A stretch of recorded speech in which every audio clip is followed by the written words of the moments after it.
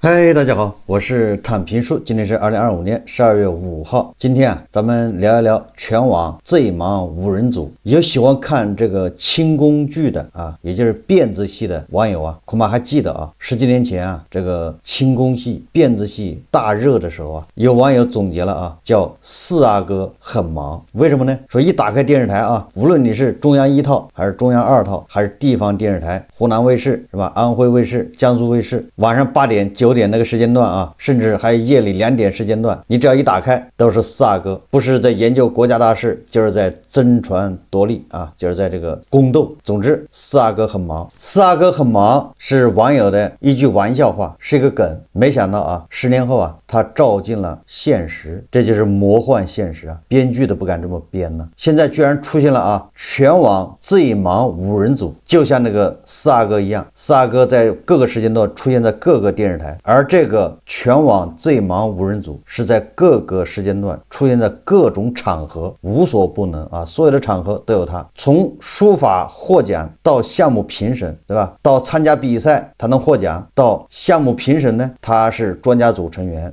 当地方政府罚款占道经营罚款这些，他又变成被罚款的人。声乐比赛，他们也能拿1等奖，这是怎么回事呢？12月3号说有网友注意到，当天公布中国政府采购网中的竹溪县住房和城乡建设局本级机械设备租赁采购中标结果公告他这个招投标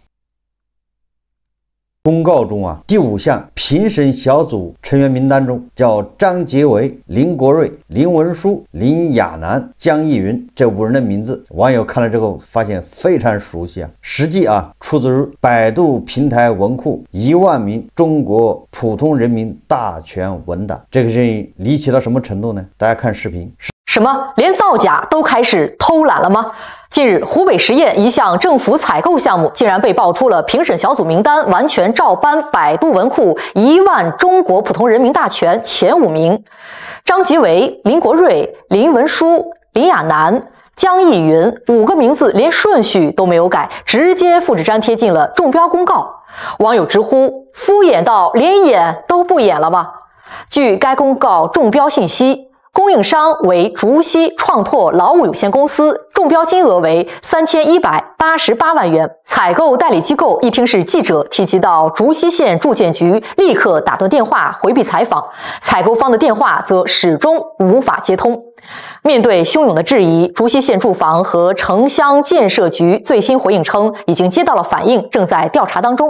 但是一句正在调查，能否平息公众对程序合规、财政资金使用的深层担忧呢？3188万元的项目，评审环节竟如此儿戏，更高层级的彻查是否该尽快介入呢？当政府采购的严肃性被复制粘贴击碎，公众等待的绝不只是一个正在调查。实际上这5个名字并非只出现在上述采购公告中。细心的网友们发现全国多地不同的文件公告、比赛活动、处罚名单、考试成绩等公开信息中，都能看到来自某平台文库1万人中国普通人民大全中的名字。因为这5人在名单中前5位，所以出现的频次最高，连顺序都没有改变。你好歹要讲一个出场顺序按字母排他都不排。有好事网友现在不是借助人工智能吗？豆包DeepSeek 这些去考验让这个借助人工智能去搜寻所有的公开文件里面出现这5个人的，找出来。这一找不要紧，事儿大了，全国各地都有。更有甚者他已经不满足查这5个人了，大家自己可以在网上去看或者自己去查，你自己设定条件呢，就是说你去问这个 DeepSeek 或者豆包，让他查询2个互不相干的事件，然后出现同名，对吧？2个人名字一样，或者3个人名字一样，你就设各种条件让他去查，你就发现触目惊心这个潇湘晨报记者梳理发现，2021年某义教机构公布了其声乐比赛获奖名单，其中 Z 盲五人组斩获1、2、3等奖，连这个奖的顺序都是按照那个名字顺序来的，都没改。其他获奖名单也同样出自网络人名。2022年，其中3个名字叫詹杰维、林国瑞、江一云，从声乐比赛获奖者摇身一变成了辽宁的被处罚对象。他们出现在辽宁抚顺市新福区政府官网2022年5月25日发布的新福区执法局行政处罚简易程序公示里，其中载明上述3人因占道经营被罚款50元。这个谁给解释一下？这个罚款50块为什么要编呢？我想啊，你招投标这个项目里面专家评审是假的，这个大家好理解，那无非就是对吧？没有专家评审，编了几个名字，实际上它整个招投标都是内定的啊。这个声乐比赛、少儿书法比赛、各种比赛1等奖，那这个也是属于诈骗，对吧？这个很简单啊，也就是你呀参赛交的报名费、各种费用是真的，你寄出去的这个参赛作品也是真的，但其他全是假的，无非就是给张三、给李四发了奖，那都是假的，因为这是编出来的，这都好理解啊。那为什么这个地方政府罚款也是假的呢？难道真的罚了这个詹杰维、林国瑞钱吗？或者是罚了谁的钱不重要，给他安个名字很重要，这个不太好理解啊。或许当时罚款的时候就没问人家名字，对吧？也没有拿人家的身份证，就罚了钱，事后你公示啊就乱编一个。2025年12月4号，潇湘晨报记者致电新抚区城市管理综合执法局，工作人员表示不清楚。记者随后致电抚顺市新抚区人民政府，接电工作人员在了解情况后表示不太了解当时的具体情况，会进行核实，之后会让相关部门给记者回电。确实啊，这个有必要回电一下。我很想知道啊，你这玩意儿造假，你罚了谁就写谁名字不就完了吗？50块钱，有一种可能啊，罚款的时候根本就没有记录，反正把钱收了，最后你的公示啊一条一条的，那就编吧。同日下午，新抚区城市综合执法局工作人员回电称，目前当地纪委监委已介入调查。2025年12月，五人组再次转换身份，出现在了首届华夏杯全国书法大奖赛获奖名单中，获得特等奖。不少人发现了猫腻的参赛人员自发组织维权。据悉，该比赛每位参赛者支付了30元的评审费，作品寄出地址为河南开封顺河回族区义农东街书法文化艺术研究院，收件人为袁伟民。我怀疑这个袁伟民这个名字也是假的，听着那么熟呢。12月4号，潇湘晨报记者致电华夏杯一工作人员称，目前已在陆续给参赛人员退费，退还的费用目前由袁伟民垫付。哎呀，这湖南这河南啊，那是什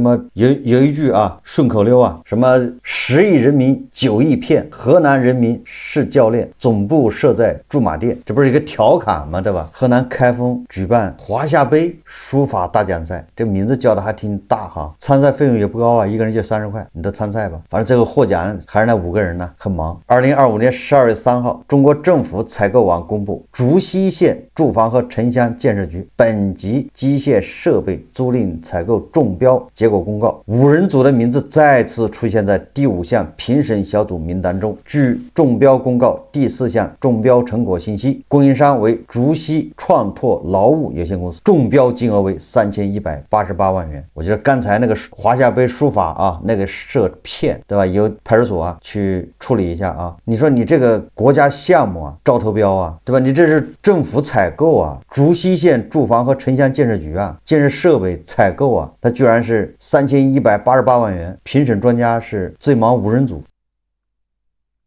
这个是不是有点过分呢？这个就不装了呗。12月4号下午，潇湘晨报记者从竹溪县相关权威部门获悉，当地已成立调查专班，目前先终止招标程序，已经启动调查程序，后续根据将调查情况依法依规处理。目前网友还陆续扒出一些含有最盲五人组的名字公开信息啊，这个关于扒这个最盲几人组啊，正在如火如荼的展开啊，不陷入这5个人，恐怕还有其他的人非常忙。大家可以借助这个豆包啊，借助这个人工智能去搜索查询海量信息啊。没想到啊，这个人工智能咱们这边不仅把它用在诈骗割韭菜，在这儿人工智能成了照妖镜，对吧？成了大家的这个发现猫腻的助手，这叫九牛一毛啊！我可以肯定啊，现在查到的都是一些毛毛雨，对吧？惊天动地的恐怕在后面。这说明什么问题呢？实际上就说明了大家都很朴素，不想伪装，对吧？累。有很多人说啊，对吧？就这种专业水平啊，还顶不上缅北，顶不上柬埔寨，人家好歹对吧？有剧本、演戏，而且是随机应变，而且是对吧？情景设计啊，会根据这个不同的人、不同的设计、不同的剧本去变换。你看咱们这个，它根本就不变呢，以不变应万变，对吧？来来回回就那么几个人，可以用在任何一个场合。有网友说啊，优秀人才啊，都流到缅北、柬埔寨去了。你说民间啊，这些骗子搞什么华夏杯、书法大赛、什么声乐大赛骗钱，你政府也这么干，对吧？原本啊，你可以把这干得漂亮一点，让方方面面啊都能过得去，好歹就遮羞布要遮一下，毕竟不雅，对吧？要注意吃相。结果现在他连吃相的都不在乎了。本来招投标，对吧？你形式要搞一下，对吧？选几个专家，一个人发800或者400出个场，对吧？暗示一下投哪个标选谁，这些对吧？这些东西反正都是约定成俗嘛，然后就围个标，对不对？这些东西你比如说招投标啊，都是围标啊、串标，大家走个过程，好歹让这个形式啊显得很完美，让咱们定的那些规章制度都落在了实处。结果你看啊，不演了，不装了。招投标中啊，遇到一些刺头不配合的，对吧？也有办法解决啊，对吧？各种劝退他不退的，他非要来投标，那怎么办呢？你可以把这个开标现场啊设在30楼，或者是对吧？办公室的40楼，截止投标之前1个小时，物业可以把电梯停了。你这电梯一停，要么说这个故障检修，对吧？要保养，总之找个借口把电梯一停。你想那个很多来投标的啊，那都是推着小车啊，拉着小车，那个标书，对吧？那些文件都是几千张纸啊，几大箱子，那标书都是1正4副啊，一个正本4个副本，你想想吧，多少？对吧？那2个人大箱子拖过来啊，你电梯一停了怎么办呢？知难而退吧。有人他就不退，轴嘛，对吧？要负责任。咱是来投标的，不能因为电梯停运咱就不投了。那行，对吧？2、3个人决定啊，背着那个标书爬楼，爬到40层。结果到了40层，发现那个楼梯那个消防通道门锁着的，你这咋弄啊？出不去，打电话发现没信号，楼道里没信号啊，门都拍烂了，也没人搭理，没人给开门。这个时候有人就想了，是吧？有人故意把这一层给锁上了，那我们到上一层去再发，对吧？再下来，结果爬到上一层发现也锁了，下一层呢也锁了，一点机会都不给。等到这个结标时间一过，电梯好了，门也开了，对吧？欢迎光临。过来一位这个保洁阿姨，对吧？把门开，然后嘴里还嘀咕着，这门平时不锁，怎么今天给锁上了，对吧？让你正经想投标的你投不上，对吧？这是那些不配合的啊应有的待遇。也就是说啊，这个有关部门，对吧？这个操纵这个招投标啊，你本来可以玩一些花活，这样让人家啊好像也说不出个啥出来，结果连这花活都不想玩了，对吧？就想走捷径，啥都要弯道超车啊，啥都要清查日遥遥领先，主打一个效率高。关于政府啊闹的这个笑话呀，那简直是吧，现在是越来越离奇。这个南方都市报啊，还有浙江经视前2天报道啊，说一个市政府部门照抄另一个市的文件。哎呀，这个笑话，我们以前听到这样的笑话，通常都是说考试抄别人的，对吧？抄别人的卷子，最后关键名字也抄成别人的了。你好歹把名字改成自己啊，结果他连名字都一把抄了，搞到那个人对吧，2份答卷，笔记不一样，自己没参加，抄卷子把名字都抄上了吗？这种笑话啊，居然出现在政府文件中。11月29日，记者从湖北省，你看又是湖北啊，刚才那个竹溪市县不就是湖北的吗？十堰啊，湖北省纪委获悉，日前湖北省整治形式主义为基层减负专项工作机制办公室会同省纪委办公室，对2起整治形式主义为基层减负典型问题进行通报。通报案例中包含钟祥市发展和改革局公文抄袭问题。抄什么呢？据了解，2024年3月5号，钟祥市发展和改革局在市政府官网公开发布钟祥市住宅小区充电桩报桩便捷服务实施方案。这个方案啊，照搬照抄金山市发展和改革局的2023年4月25日制发的国网金山市供电局住宅小区充电桩报桩便捷服务实施方案，内容高度雷同，文字重复率就是查重率啊达到了98%。他这个抄袭啊，把很多地名小区，人家是叫金山市，对吧？它里面很多地方本来应该写成钟祥市，他写成金山市，都不带改的，复制粘贴。当然有的地方他改到了啊，把这个钟祥换成这个啊金山换钟祥。但是还有很多地方他没改到，街道对吧？小区没法改，照顾不到啊。公文的照抄，拔出萝卜带出泥啊。由于这个贼忙无人组啊，导致网友追查到辽宁抚顺这个住建局官网罚款名单。结果网友仔细研究啊，这个辽宁抚顺新抚区住建局官网罚款公示名单之后，发现不仅有贼忙无人组，还出现了大量的明星的名字。你说这个辽宁抚顺还挺厉害啊，他能罚款这么多明星，一个人罚50。这个明星啊，包含啊李现、邓伦、金晨、胡歌、鹿晗、陈赫等多个明星名字，还有疑似将明星艺名删字后列在该名单上的情况，如佟丽，大概佟丽娅啊，什么林欣、范冰、林志玲啊，把林字去掉了，范冰冰啊，去掉一个冰，任贤齐啊，把齐字去掉了。地方政府应对策略怎么办呢？这么多网友来查，所以地方政府也比较简单啊，干脆，比较直接。12月4号深夜，记者在新抚区政府网站上尚可看到相关文件，但至12月5日8时重复点击质疑公示文件链接，均显示文章未找到。404了啊，对吧？这就这么简单。很有可能是当时这个工作人员呢太累了，对吧？你说最忙无人组不合适，也就5个人，然后你明星的名字往上敲也不太好，所以啊又想到了新的办法。吉木新闻记者还注意到，新抚区执法局2021年9月1日还公示了多人占道经营被行政处罚的文件，名单上50人均被罚款50元，名单合计罚款2500元。记者看到该名单上被罚款的有丁一、李一、陈一、孙一、白一、赵一、吴一、郑一、杨一、王一、范一，人家叫张三李四王二麻子，你这么编，他倒干脆啊，觉得太累，直接就都是一嘛。这次凑巧啊，抓到的都是一，李一啊，陈一。那有人就说了，那他那个一也可能是个横杠省略号，对吧？以及类似于对吧？丁某、李某、张某，你这么解释也行吧？但是下面他又变了啊，在另外一份罚款中啊，他出现了丁义、陈义、杨义、王义，都是2个字的名字，而且最后一个字都是义，义务的义啊。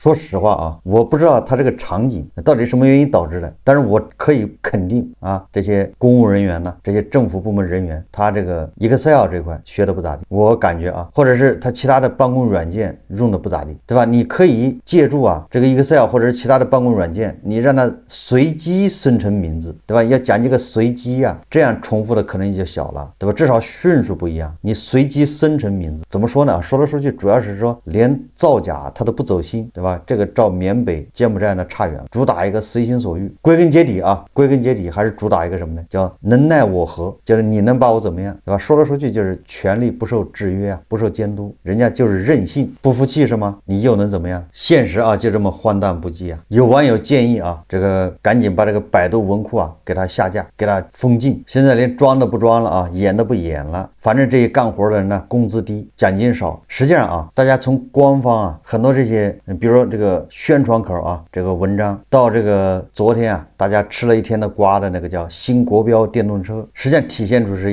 一种叫一代不如一代，主打一个漠视，无所谓，不在乎，把个电动自行车给设计成那样，专家还有脸出来解释，你这个最忙无人组你怎么解释？所以网友经常说啊，这个世界就是个草台班子，你这么看的话，实际上连草台班子都不如啊。这是一个湖北啊，一个欠发达地区的一个县住建局3000万的招标，就这么演都不演啊，就这样儿戏。大家就知道什么叫县城婆罗门，对吧？为什么他们喜欢搞工程？为什么你政府搞招投标形同虚设，对吧？也拦不住他们发财，拦不住他们搞工程的这种决心，就是分钱呢。婆罗门就靠这个来分配啊，分钱，连专家评审费都给省了，对吧？你要真请5个专家，你好歹要给人家送钱呢，评审费要给，完了之后还要润滑，对吧？还要贿赂啊，专家不能乱评审啊。这回好了，直接省了。实际上啊，这一切乱象啊，说来说去就是没有监督啊，没有制约，想怎么样怎么样。